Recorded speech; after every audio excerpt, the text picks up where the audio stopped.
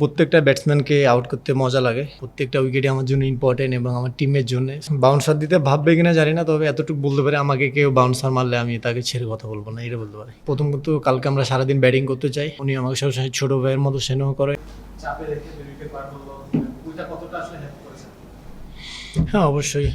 তারা শুরুতে অনেক ডিসিপ্লিন বোলিং করছে এবং পার্টনারশিপ বোলিং করছে। তো দুই দিক থেকে যখন পার্টনারশিপ বোলিং হয়, ব্যাটসম্যান চাপে ভুল শট খেলতে যায় কিংবা তাদের মাথায় যখন রান না থাকে বোর্ডে, তখন তারা অনেক কিছু চিন্তা করে। তো ওই ফায়দাটা আমাদের বলাররা শরীফুল ভাই এবং তাসকিন ভাই নেওয়ার চেষ্টা করছে। আলহামদুলিল্লাহ তারা সাকসেস হয়েছে। তাসকিন সম্পর্কে যদি একটু বলতেন, মানে ওরা এখন টেস্ট টিমে অনেকদিন পরে আসলো, তো আপনার সাথে সবসময় সব কোনো না কোনো ফর্মেটে থাকে, মানে ওর রোলটা কি থাকে এবং আপনার সাথে সম্পর্কটা কি? হ্যাঁ, আমার সাথে সম্পর্ক ওনার অনেক ভালো। আমি ওনার একজন ছোট থেকে ওনার খেলা দেখছি এবং যখন থেকে কাছ থেকে দেখছি ওনাকে একজন বড় ভাইয়ের নজরে দেখি এবং উনি আমাকে সবসময় ছোট ভাইয়ের মতো স্নেহ করে এবং আমার যে ভুলগুলা সেইগুলা তিনি আমাকে সবসময় বলে যে রানা এই জিনিসটা করলে তোমার জন্য ভালো, কারণ উনি আমার বয়সটা পার করে গেছে। তো উনি সবসময় আমাকে ছোট ভাইয়ের মতো স্নেহ করে এবং আমি ওনাকে সবসময় বড় ভাইয়ের মতো দেখি। আমাদের সম্পর্কটা এরকম। আপনি একটু আগে যেটা নিয়ে কথা ছিল, বাবর আজমকে তৃতীয়বার আপনি আউট করলেন টেস্টে, আরো দুইজন বোলার বাবর আজমকে 3বার আউট করেছে, স্টার্ক এবং কামিন্স, কিন্তু তাদের অনেক বেশি ম্যাচ লেগেছে, আমরা 3 ম্যাচে 3বার। এই জিনিসটা কেমন? একটু বড় ব্যাটসম্যান যারা বা যারা একটু হাই ক্লাসে, তাদেরকে আউট করতে একটু বেশি মজা লাগে? না, আসলে প্রত্যেকটা ব্যাটসম্যানকে আউট করতে মজা লাগে, কারণ প্রত্যেকটা উইকেটই আমার জন্য ইম্পর্টেন্ট এবং আমার টিমের জন্য। সো ধরেন আপনি একটা ব্যাটসম্যানকে বলে আউট করতে পারবেন না যে এই ব্যাটসম্যানটা ভালো ব্যাটসম্যান কিংবা অল ক্রিকেটের বড় নাম, আপনি কখনো বলে আউট করতে পারবেন না। আমি জাস্ট আমার প্রসেসের মধ্যে থাকার চেষ্টা করি এবং চেষ্টা করি যে কেমনে আমার প্ল্যান এক্সিকিউট করে আমার টিমকে হেল্প করা যায়। একটা জিনিস একটু জানতে চাই, লাস্ট মানে আপনি তো খেলছেন অনেক বছর ধরে, 3-4 বছর ধরে খেলছেন, ন্যাশনাল টিমে খেলছেন প্রায় 3 বছর ধরে, কিন্তু লাস্ট কয়েক মাসে আপনাকে নিয়ে যে এক্সপেকটেশনটা তৈরি হয়েছে, বা আপনিও নিশ্চয়ই জানেন যে আশেপাশে যত কথা হচ্ছে সেটা হয়তো একটু বেশি, কিন্তু এই জিনিসটা আপনি কিভাবে কোপ আপ করছেন, বা এইটা এনজয় করছেন, নাকি আসলে এটা একটু চাপ মনে হচ্ছে? কি মনে হচ্ছে আপনার এই জিনিসটা?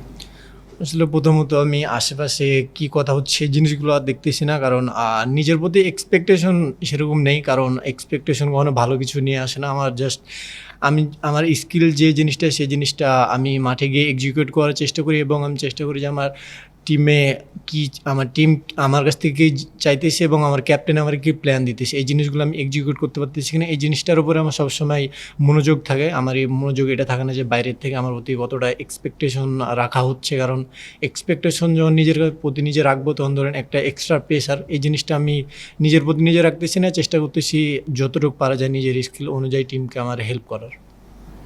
মানে সব ফরম্যাটেই ভালো করছেন, আপনাকে নিয়ে আলোচনা, মানে আতঙ্ক ছড়াচ্ছেন ব্যাটসম্যানদের, এই যে সময়টা যাচ্ছে আপনার তার উপভোগ করছেন নিশ্চয়ই। মানে আপনি কি মনে হয় যে এটা একটা আপনার জন্য একটা টার্নিং পয়েন্ট, যে বিশ্ব ক্রিকেটে একটা বড় নাম হবেন আগামীতে, এরকম একটা টার্নিং পয়েন্ট যাচ্ছে কিনা আপনার ক্যারিয়ারে? আসলে আগে থেকে বেশি কিছু চিন্তা করতেছি না। জাস্ট একটা জিনিস চিন্তা করতেছি, আলহামদুলিল্লাহ আল্লাহর রহমতে সময়টা ভালো যাচ্ছে, এনজয় করতেছি এবং চেষ্টা করতেছি যাতে দেশের হয়ে কিছু ভালো কিছু করতে পারি। যারা উইকেটে যেমন যেমন আছে এখন যে অবস্থা হচ্ছে, তারা বলার হিসাবে একটা মনে হচ্ছে যে কমপ্লিট সবাই একটা যেভাবে প্রভাব বিস্তার করছে একটা আলাদা পর্যায়ে আছে, বাংলাদেশ একটা ভালো লিডের দিকে যাচ্ছে। আসলে মানে আপনাদের আত্মবিশ্বাসটা কেমন যে ওদের এই ব্যাটসম্যান বা এই উইকেটে মানে 200 বা 250 এরকম একটা টার্গেটের ভিতরে আপনারা করতে পারবেন, এই ধরনের একটা আত্মবিশ্বাস আলোচনা আপনাদের হয়, সেটা কি রকম কি ধরনের আলোচনা হয়? বর্তমানে একটাই প্ল্যান যে আমরা যেহেতু টেস্টের 2 দিন শেষ হয়েছে, আরও 3 দিন আছে, আমরা কালকে যতক্ষণ পারবো ব্যাটিং করব। সেরকম কোনো টার্গেট নেই যে 200 কিংবা 250-300 দিতে হবে, কারণ লং টাইম পরে আসো, কালকের পরে আরও 2 দিন আছে। তো আমরা চেষ্টা করবো কালকে ফুল ডে ব্যাটিং করার। রাইট, আপনি যে বলটায় পাওয়ারকে আউট করলেন, তার আগের বলটাই ছিল 150, পরেরটা দিলেন আপনার 140। এদিকে একটা ট্র্যাক করছিলেন নাকি, মানে আটকানোর জন্য যেভাবে 10 কিলোমিটার কমিয়ে দিয়েছে? হ্যাঁ, অবশ্যই। যখন আপনি কোয়ালিটি ব্যাটসম্যানকে কোয়ালিটি কিংবা যে কোনো ব্যাটসম্যানকে বোলিং করেন, আপনার পেসে বোলিং কিংবা স্কিলে বোলিং কিছু একটু ডিফারেন্ট আসলে ব্যাটসম্যানরা আনইজি ফিল করে। তো আমি জাস্ট চেষ্টা করছি, আলহামদুলিল্লাহ এক্সিকিউট হয়েছে। শেষ দিকে সাজিদ খান বেশ কয়েকটা ছক্কা মারলো, ওইখানে যদি স্পিনারের জায়গায় পেসাররা আরেক পাশ থেকে আসতো, তাহলে কি লিডটা আরো বড় হতে পারত? না, কারণ তাইজুল ভাই চেষ্টা করছে, কারণ উনি অনেক ভালো বোলিং করেছে, 3 উইকেট পাইছে। তো উনি চেষ্টা করছে সাজিদ ভাই ভালো হিট বাউন্ডারি মারছে। তো ঠিক আছে, এটা ক্রিকেটে ধরেন ডু আর ডাই, উনি চেষ্টা করছে, হিট হয়েছে, ঠিক আছে। আর আমার দুটো ছোট প্রশ্ন, একটা হচ্ছে কতবার বললে মনে হয় আপনারা ডিফেন্ড করতে পারবেন, উইকেটটা কেমন সেই অনুযায়ী কি মনে হয়েছে? আরটা হচ্ছে আপনার ফিটনেস নিয়ে অনেক কথা হচ্ছে মানে মানে ছবি ভাইরাল হয়েছে, ফিটনেস নিয়ে কেমন কাজ করেন এবং আলাদা সময় দেন কি? মানে আলাদা আপনার ফিটনেস দেখা গেছে বা এটা ছবি ফিটনেস আর হচ্ছে কথা বলতে হবে। প্রথম যে প্রশ্নটা করলেন যে আমরা কত হলে ডিফেন্ড করবো, কালকে প্রথমত কালকে আমরা সারাদিন ব্যাটিং করতে চাই, ব্যাটিং করে জয়রানি হয়ে আমরা ডিফেন্ড করতে চাই। আর ফিটনেসের কথা যেটা বললেন, এই যে স্পোর্টসম্যান হিসাবে এই জিনিসটা আমার ধরেন এটা আমার রুটিন, যে ধরেন আমি ক্রিকেট যেহেতু বেছে নিছি, সো এই জিনিসটা খেলার জন্য আমার যে কাজগুলো করা লাগে বাইরে, সো এই জিনিসগুলো আমি সবসময় নিজের সাথে কখনো ধরেন করি না, নিজেকে কখনো ফাঁকি দেই না, চেষ্টা করি যে নিজের এফোর্টটা কিংবা নিজের ফিটনেসটা সবসময় হাই লেভেলে রাখার, ওই জিনিসটাই চেষ্টা করতেছি। টিভিতে সময় দেখলাম আপনি 5 মিনিট পরে নেমে গেছিলেন, যে বলে প্র্যাকটিস করছিলেন, ছোট্ট বিরতি নিতে টিভি, তারপর আগে নেমে আসলে ব্যাখ্যা করছিল, মানে টিভিটাকে করবেন আপনাকে, হয়তো আগে থেকে মেসেজ দেওয়া ছিল, জি, বুঝি নাই। আপনাকে আগে থেকে মেসেজ দেওয়া হয়েছিল যে আপনি টেল এন্ডের যে দুজন আছে আপনাকেই শেষ করতে হবে, এরকম কিছু আছে। এই জন্য কি আগে নেমেছিলেন?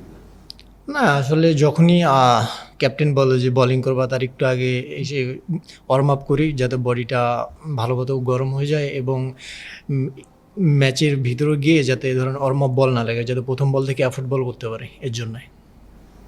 নাহিদ, একটু প্রথম টেস্টে একটু ফিরতে চাই। প্রথম টেস্ট ম্যাচ জয় করে সংবাদ সম্মেলনে শান্তনু বলেছিলেন যে নাহিদার আগে কেউ বাউন্সার, মানে সে যদি বোলার হতো নাহিদার আগে বাউন্সার দিত না। আপনি যখন এখানে ব্যাটিং করতে নামলেন, যথেষ্ট ব্যাটিং করেছে, দেখছি কেউ বাউন্সার দেয়নি, মানে বিষয়টা কিরকম যে নাহিদার আগে বাউন্সার দিতে এখন অন্য কেউ ভাববে? বাউন্সার দিতে ভাববে কিনা জানি না, তবে এতটুকু বলতে পারি, আমাকে কেউ বাউন্সার মারলে আমি তাকে ছেড়ে কথা বলবো না, এটা বলতে পারি। নাহিদ, আপনি 3 সংস্করণে খেলতেছেন, মানে একটার পর একটা খেলা আসে, নিজেরা আসলে কিভাবে মেইনটেইন করেন আর কি 3 সংস্করণে ভিন্ন ভিন্ন সময় ভিন্ন ভিন্ন খেলা? আসলে আমি চেষ্টা করি কেমনে যারা ট্রেনার আছে বিসিবিতে, তাদের সাথে কথা বলি এবং আমি চেষ্টা করি যে কেমনে আমার ভালো ট্রেনিং করা যায় এবং ভালো খাওয়া দাওয়া এবং ভালো ঘুম, এই জিনিসগুলো আমি সবসময় মনোযোগ দিয়ে থাকি, যে কেমনে নিজের ফিটনেসটা আরও ভালো উপর লেভেলে নেওয়া যায়, কিংবা ভালো ফুড এবং ভালো ঘুম, এই 3টে জিনিসে আমি চেষ্টা করতেছি ভালো করার। তো আলহামদুলিল্লাহ প্রসেস আছে, ভালো হচ্ছে। সংস্করণ ভেদে আলাদা কোনো প্রস্তুতি নেই? আলাদা প্রস্তুতি বলতে পারেন যে আমি চেষ্টা করি সবসময় যে নিজেকে যখন ধরেন অফ টাইমে থাকি, অফ টাইমটাতে আমি ধরেন অ্যাক্টিভ রেস্ট করার চেষ্টা করি যখন বাসায় থাকি, এই কিছু কিছু জিনিস এক্সট্রা, তাছাড়া সিমিলার। নাহিদ, টেস্টের আগে মুশফিক এসেছিল আমাদের সাথে প্রেস কনফারেন্স করতে, ওখানে মুশফিক আপনার ব্যাপারে জিজ্ঞেস করেছিলাম, বলেছিল যে আপনার মানে ফার্স্ট ক্লাস ক্যারিয়ারে দেখে তার খুব ভালো লেগেছে যে আপনি এক্সট্রা কাজ করেন বা আপনার একটা তাগিদ আছে সিনিয়রদের সাথে কথা বলার। মুশফিক যখন মাঠে থাকে, মুশফিকের সাথে যখন খেলা, আপনি তাসকিনের কথা বললেন, এরকম প্লেয়ারদের সাথে ড্রেসিং রুম শেয়ার করা বা মাঠে টাইম শেয়ার করাটা কতটা গুরুত্বপূর্ণ? হ্যাঁ, অবশ্যই এরকম, যখন ধরেন একটা আমাদের দেশের লিজেন্ড মুশফিক ভাই, তো যখন একটা লিজেন্ডের সাথে আপনি ড্রেসিং রুম শেয়ার করবেন, তখন অনেক কিছু শেখার আছে। তো ওনার সাথে আমি এই জিনিসটা অনেক আগে আমার সৌভাগ্য হয়েছে ওনার সাথে ড্রেসিং রুম শেয়ার করার ফার্স্ট ক্লাসে।